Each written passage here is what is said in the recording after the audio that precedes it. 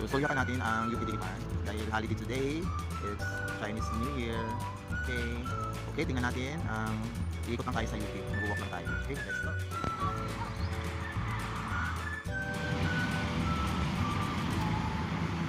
So, andito kami sa UP Diliman. Nagpapapawis kami ni Diyos sa look. Ganda ng view.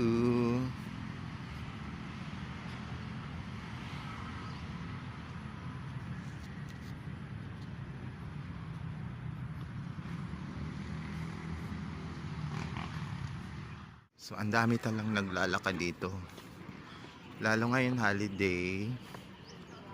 Sobrang ang ganda dito kasi nakasarado to sa mga motorista. So, hindi ka mag-worry, naglalakad ka dito, nagja-jogging.